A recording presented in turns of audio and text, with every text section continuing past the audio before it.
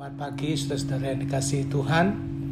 Kita bersyukur bertemu lagi dalam berkat karena pemeliharaan Tuhan yang begitu ajaib. Saya berdoa kiranya damai sejahtera dan sukacita oleh Roh Kudus melimpah dalam kehidupan saudara sekalian. Pagi hari ini renungan saya akan memberikan tema berdampak bagi orang lain. Renungan kita pada saat ini terdapat dalam Kisah Para Rasul 13 ayat yang 47 tertulis demikian. Sebab inilah yang diperintahkan kepada kami, aku telah menentukan engkau menjadi terang bagi bangsa-bangsa yang tidak mengenal Allah, supaya engkau membawa keselamatan sampai ke ujung bumi. Di Indonesia, saudara-saudara, diperkirakan rata-rata seorang guru memberi dampak kepada total sekitar minimal 1.000 hingga 6.000 orang murid di sepanjang masa jabatannya mengajar selama 30 tahun. Ini sangat luar biasa diukur dari jumlahnya. Ini baru satu orang guru. Bayangkan berapa jumlah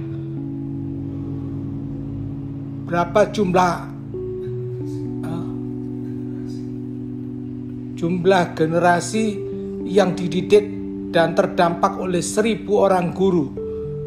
Jumlahnya akan mencapai minimal 1 juta hingga 6 juta orang. Itu sebabnya saudara, peran seorang guru sangat penting bagi generasi yang akan datang.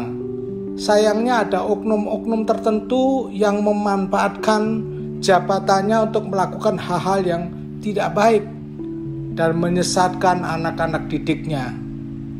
Alangkah indahnya bila semua guru mendidik dan memberikan dampak yang baik bagi generasi muda, generasi yang dididik oleh mereka, sebab generasi mendatang akan menjadi generasi yang terdidik dan berkualitas.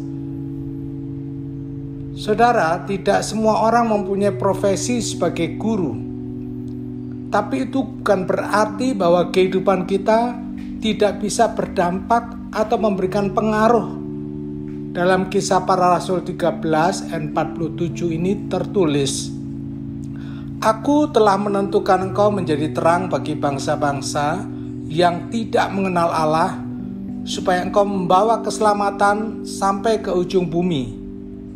Firman Tuhan ini bukan hanya berlaku bagi Rasul Paulus dan Barnabas, tapi bagi kita semua orang-orang yang percaya. Kita ditentukan oleh Tuhan agar kehidupan kita membawa dampak dengan cara menjadi terang bagi mereka. Kita tidak mungkin tidak punya anak didik karena bukan seorang guru atau dosen. Tapi kita tetap bisa membuat hidup kita berdampak bagi orang-orang di sekitar kita yang kita temui di pasar misalnya, di jalan, di angkot, di kantor, di tempat kerja, di sekolah, dan di dalam lingkungan sosial kita. Kita bisa memberi pengaruh bagi keluarga kita, bagi pasangan hidup, dan anak-anak kita atau orang tua kita. Dan saudara dan saya adalah terang Tuhan yang bercahaya terang, itu tidak mungkin disembunyikan. Terang Kristus pasti akan nampak dalam hidup kita, dan bagaimana terang itu menyala dan bercahaya, itulah yang akan memberikan dampak bagi orang-orang lain lewat perkataan dan perbuatan kita, lewat seluruh keberadaan hidup kita. Terang Kristus bercahaya menerangi kegelapan.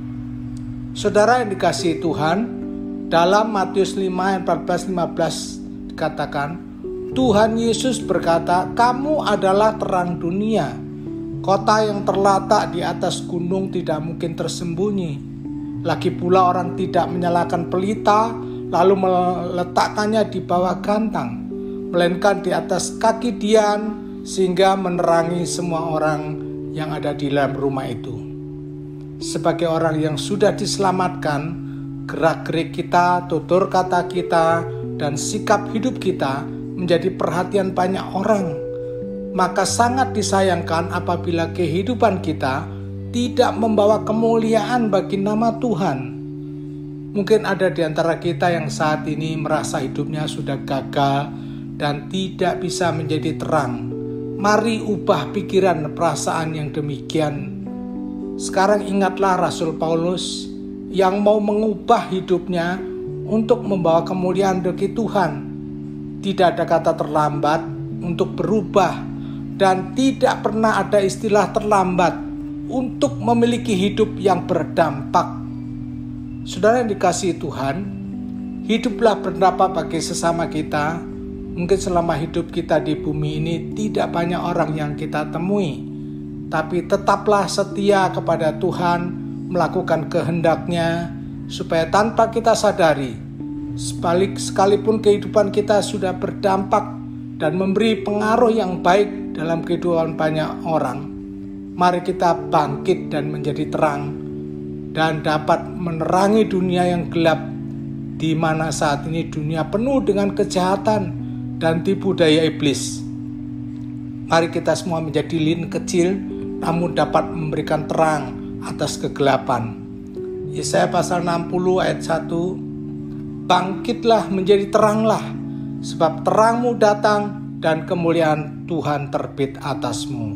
Amin. Kiranya Roh Kudus memampukan kita untuk bisa menjadi terang dimanapun kita berada. Puji Tuhan, Tuhan memberkati.